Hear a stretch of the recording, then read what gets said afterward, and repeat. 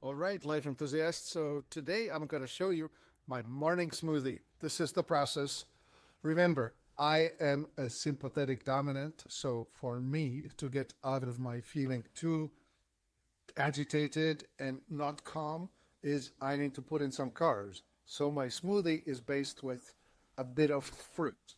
You may be a different type and you may be pushing more on the vegetables and fats, but here goes. So I have a small banana, and I'm going to put that small banana into a blender. I have a Vitamix blender. This is a 48-ounce cup. So this is a large for one person or small for two. I usually do large, but I have plenty of material to go with. So the banana gets chopped into smaller pieces.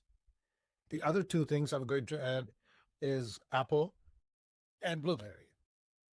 Now, apple happens to be an organic apple. I do buy things organic, so it's a small apple. I like this one that's called ambrosia, but you can pick anything you want.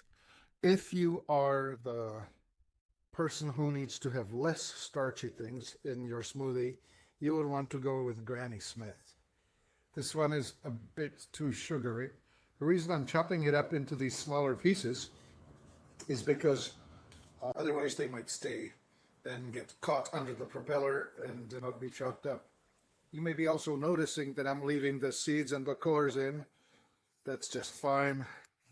Vitamix knows how to deal with it. It's a pretty cool device. You want a high-speed blender. This Vitamix is capable of doing 37,000 RPMs in its fast mode. You'll hear it in just a moment. So here is a blueberry.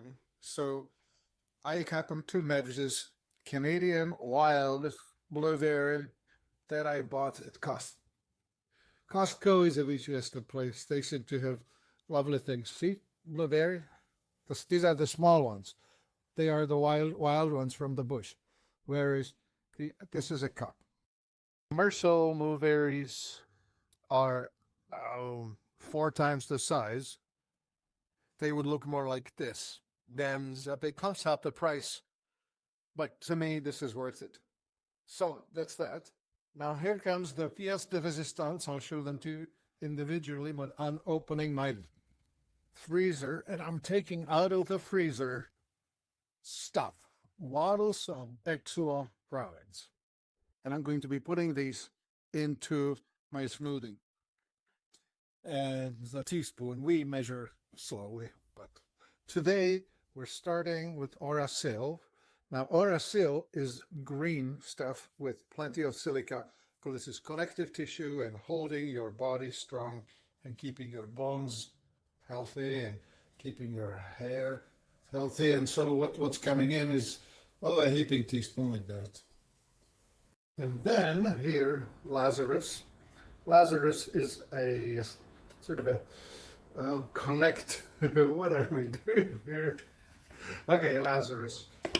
That goes in also a spoonful, about like that. If I feel like it's not enough, I can just do a little more. Lazarus is kidney, pancreas, and muscle mass maintenance provider. This one is my custom. See the handwritten label? I have emptied maca that I have bought in flat bags and put them into one of these bottles because they're kind of fun. So this is, that was a half a teaspoon. We'll go for, I don't know. Oh, that's maca.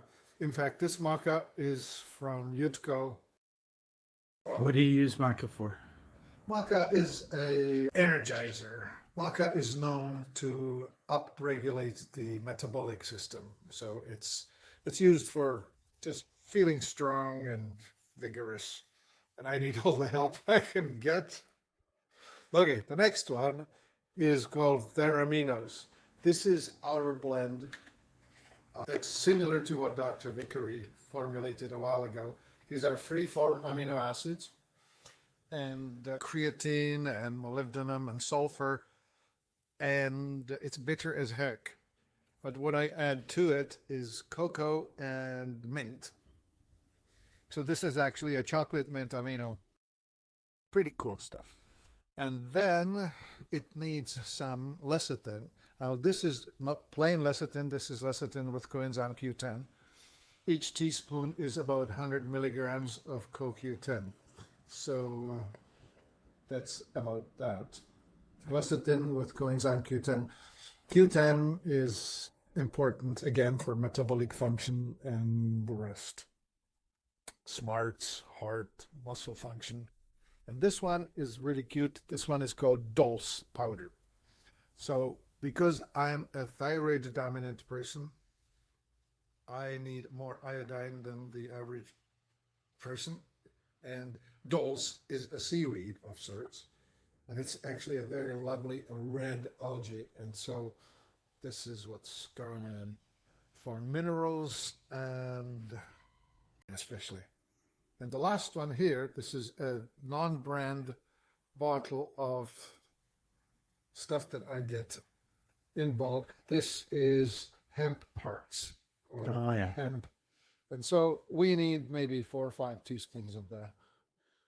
So that's that. And then I'm going to do a bit of experimentation. I have one other thing that I'm hiding in this cupboard, and that's my sample. I'm doing a sample. We're working on developing a protein-based smoothie based on plant proteins. So far, when you see this is a wholesale supply non-brand, I have a choice of flax, almond, pumpkin, oats, rice, peas, and all of that. And I'm testing various ones. And today I'm testing almond and flax. At some point we're going to have a finished product that you will have a chance to work with. And yeah, I'll show it to you on a spoon in a sec. This is what the flax will end up telling me. It's about 50% protein concentration, right? So it looks like nothing much, but this is the protein that's left over after you extract oil out of the flax seed. Anyway, very cool stuff. So that, and you can also do some oils, which are relevant and important. So for example, here, this is from one of the companies that we support. This one is North American Herb and Spice. And this product is hempanol, omega spice oil. So hemp anol, that's oil from hemp seed, but it's got some black seed added to it. So this was about half a teaspoon that I've added in. And one last thing, coconut oil. So I buy that at Costco. You will find that all over the world. This is coconut oil in Organic, although I don't know, but I don't know what the difference is between organic and regular coconut. It's all coming off of the coconut palms. I don't think that there is such a thing as not organic. They don't spray coconut. Anyway, there's the coconut oil on the spoon that I'm pushing in. So that's a bit of fat. Remember, I put in the, let's pause it until it stops ringing. Okay, so that's the coconut. I'll put it away. And it needs a bit of fat. And remember, I put in some lecithin into the smoothie, and the lecithin will interact with the coconut and connect that with water. So it's the combination of the 3 things. And lastly, we'll add some water. So here's my jug.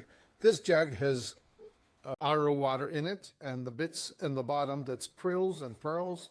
And then we use those to structure the water. So the water has been organized, and I'm just going to fill it to about there, ready to get processed. So that's water.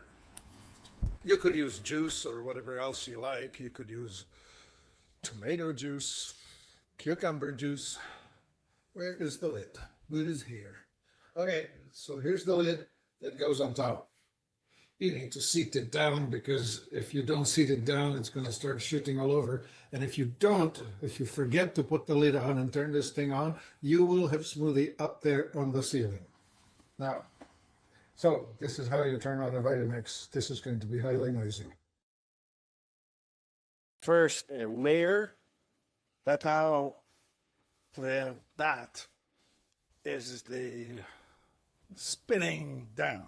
So what we have now is a lid that gets sprayed a wee bit, and you can of course wipe it off if you want. However, there's your smoothie, colored by blueberries, looking rather yummy. And it tastes good. All right, so I use a short glass because I like to wipe the glass clean when I'm done with it. But here's the glass of smoothie. Ta-da! It's not too thick, not too thin. It's pretty rich, and I tell you, I must say I enjoyed the taste. What's important is also you're supposed to chew anything you drink or eat 20 times. You want to get your saliva into it and the enzymes. So remember, you take a swig and you chew it even though it needs no chewing.